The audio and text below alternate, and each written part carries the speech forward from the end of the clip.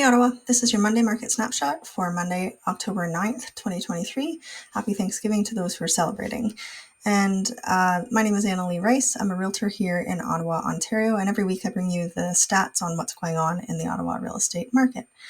This week's update is going to be a little bit longer than normal just because I'm going to include the Ottawa Real Estate Board stats, and I'm also going to be recovering what the monthly stats that I had and also explaining a little bit on how they appear to be different and why some of the stats look a little funny this month. Okay, let's go. So first off, citywide, we look at the stats. We see that there was an increase in the number of active listings. Listings were up by about 51 across the city, most notably in the condos and the detached, slightly in the towns as well. Sales were down by about 30 this last firm sales, down by 30 this past week. That's pretty standard with a long weekend, people getting ready to travel, less people transacting this weekend. So I'm not particularly concerned about that. When we look at the inventory breakdown, the total inventory remained steady. That's the black line at the top there. The number of active listings, as I mentioned, climbed this week by 50. If you see, last week was a slight dip, and then this week we continued to climb. I think last week's dip was because it was October 1st, and so a number of properties end up being canceled or expiring at the end of the month, and then this week was a bit of the recovery from that start of the month. So it's a slight increase, but I think it was pretty steady incline from what we had 2 weeks ago. The number of conditional sales and the number of firm sales, the orange and the red, although you can't see the orange, both declined by approximately 30 this week. And I think that's pretty standard with the long weekend that we're on right now. When we look at the new listing breakdown, we saw that there were 385 properties that were listed this week. We see that it's the third drop in a row. After the Labor Day weekend, we had a big peak. And so it was a decline. But we also see that there were 70% of those, 268, were new to the market, and 30%, or 117, were relisted properties. I think what we're seeing here has a lot to do with the long weekend. We've got fewer listings always going into long weekends. I think we'll see a bit of a recovery on that next week. Some relisted properties, also some new listing properties this coming week, and I think sales will recover within the next couple weeks, although it will start to decline as we get further on into the fall. With the number of sales, we had 19% of the sales this week were with no conditions, and that is actually only the second time in all of 2023 that we were below the 20% mark. So was it a bit of a blip? Probably, but definitely lower, fewer competition in offers, less pressure to put unconditional offers on. Of the properties that sold this week, only 11% of the homes sold in 7 days or less. Again, a slow week, running into a long weekend, fewer new listings, and that explains sort of why there's fewer homes selling very quickly. And of those ones that sold in 7 days or less, 44% sold with no conditions. Again, that's a lower percentage than what we normally see. For the properties selling in 30 days or less, we are at 59% this week, and that's pretty standard percentage over the last while. Next, we'll zoom in and see what's happening in each of the areas of the city. First, we've got the central urban region. We see that the number of active listings climbed for towns and condos stayed exactly the same for detached. And for sales, we had a drop in the detached sales, slight increase for towns, slight decrease for condos. In Canada and Stittsville, we had a drop in the number of active listings for detached and increases for both towns, and fairly significant for the condos this week, 50 homes on the market for condos. For sales were down across property types this week. In Barrhaven and Riverside South, we see that there was a slight increase in the number of detached and condos on the market, slight decrease for townhomes, and sales dropped off quite significantly for detached homes in Barrhaven and Riverside South this last week, and remain perfectly steady for towns and condos. And finally, in Orleans, we have a fairly significant increase in the number of detached homes on the market, increased by 11, slight increase for towns, slight decrease for condos, and sales were down across property types in Orleans this past week. And as always, I've got the full stats for the detached market and the townhomes, which fairly quick sales for the townhomes this week, and also the condos. And of note, Barrhaven, Riverside South, and Orleans both had very quick sales for the condos that did sell this week. Okay, so these next 4 slides or so are going to be the monthly stats, which I have typically done every month, released separately from my weekly stats. But this is the monthly snapshot for September 2023, and the first couple slides are specific to the Ottawa Real Estate Board stats. And then I'm going to get back into the way I've been doing stats, where I'm doing the City of Ottawa boundaries. This Ottawa Real Estate Board stats encompass all properties that Ottawa Real Estate Board members sell, and that could include a lot of places that are outside of the city boundaries. So at times the numbers can be a little different from what I have in my monthly stats or weekly stats. Okay, let's go. Okay, so first off, we have the September 2023 monthly stats, and we've got broken it down just into residential, so freehold properties on the left, and then condos on the right. When we look at the residential properties, the number of sales in September 2023 was up 4.4% over the number of sales in 2022, September 2022. And the average sale price is also up 2.6% from when you compare it specifically to the average sale price in September of 2022. When you look at the condos, you have to remember that the condo market is a lot more volatile, and we'll see that in the chart form in a couple slides. But so when you compare September 2022 to 2023, we not only had a lower number of sales, but also the average sale price was slightly lower September to September. This next slide here is the year-to-date stats, and they've been looking negative all year long. And you'd have to go back in all the different slides that I've shared month to month, every month all this year. And we're seeing that the numbers are actually, they are decreasing. So the negatives are decreasing. So we've got the number of sales throughout the first 9 months of 2022 is still higher by 11% than what we're seeing in 2023. We understand that the number of sales in 2023 has been very low. It's been basically below the 10-year average, and I'll see that on the slide later on. But so we've got lower sales, and the average sale price is still lower because we had such a high peak at the beginning of 2022.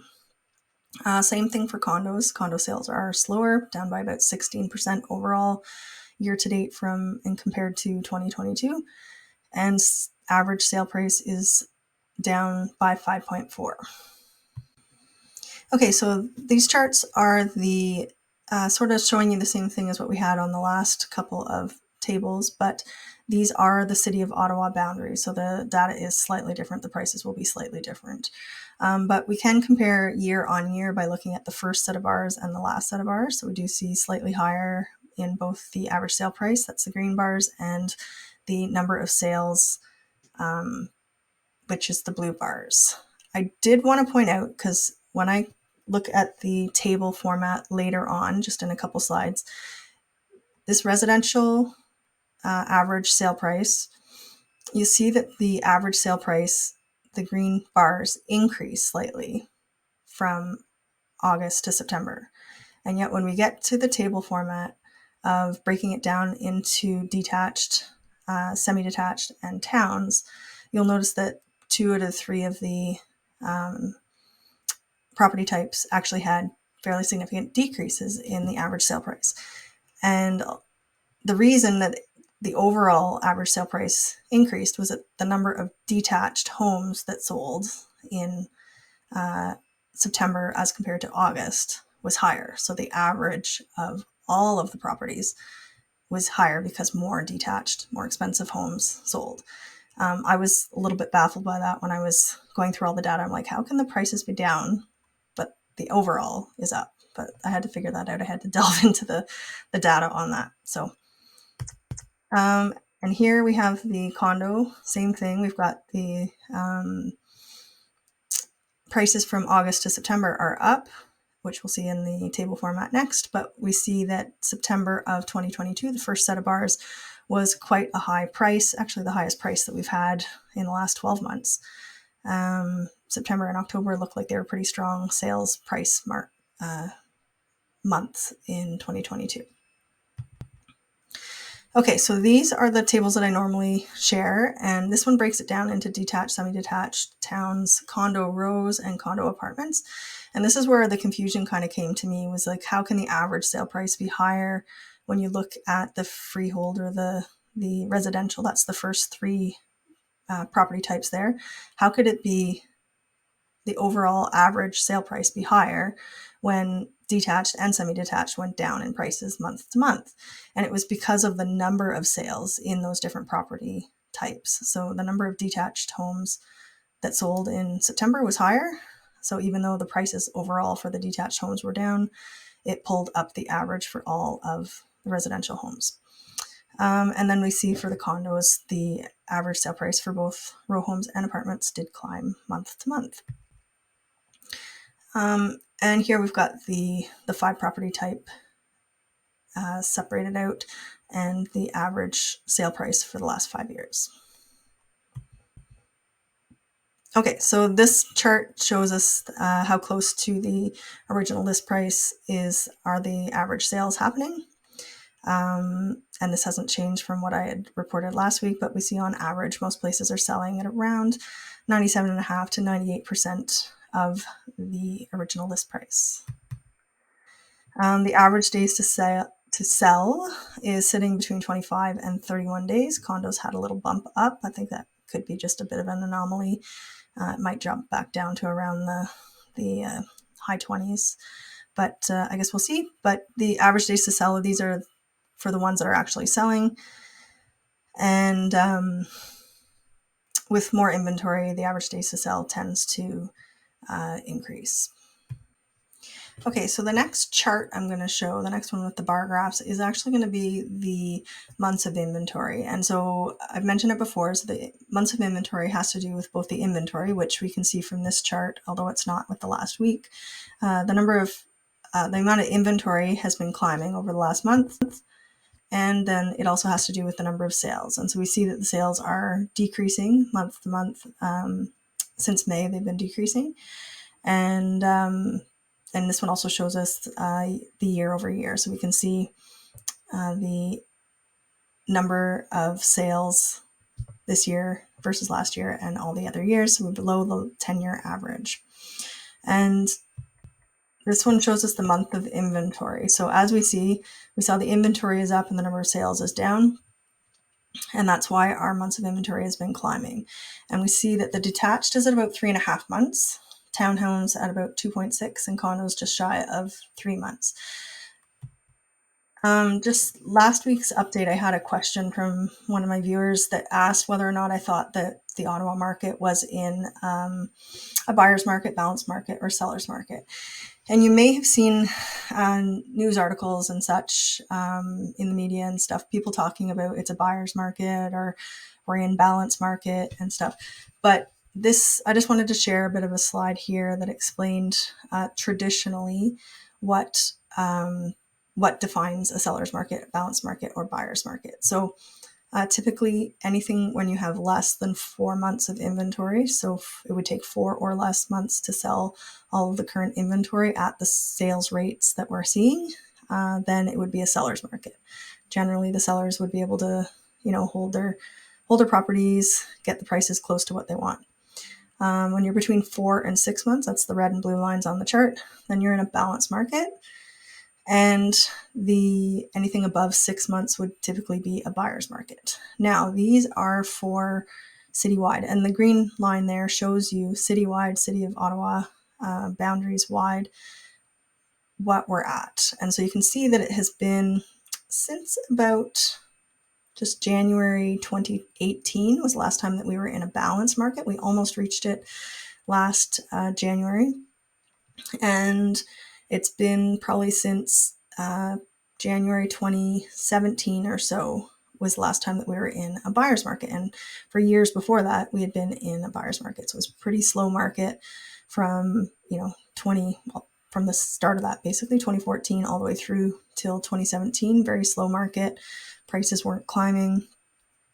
And typically when you're in a buyer's market, that's when prices stay stagnant or could even start to decline. So is Ottawa in a seller's market, or are we getting close to that balanced market? I think part of the points that I want to point or to talk about are the fact that it's not the same for every neighborhood in the city. There are some areas where you could have a lot more inventory just based on, the turnover of properties, new neighborhoods where all the people bought their houses, 3, 4, 5 years ago. People tend to move 3, 4, 5 years. There could be a lot more homes on the market in those areas. It also depends on how popular or desirable a certain area is. There's some areas that even in the slowest of markets, if certain homes come on the market, they're going to sell quickly, and then could bring that months of inventory down because they'll sell quickly. So it is very, very specific to where you're shopping, what type of house you're looking at, and how many houses are on the market that are similar to yours.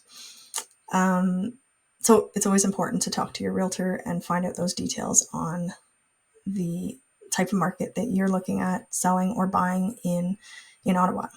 Now, citywide, people also think that it's a lot more balanced or buyer's market. A lot of buyers are acting like it's a buyer's market. And sellers who are perhaps desperate to sell might be like, okay, well then I'll just sell the property and prices will be lower. But we are, as per the stats, we're still in a seller's market, perhaps moving into that balanced market. Maybe in the next month or so, we will see that peak into the balanced market.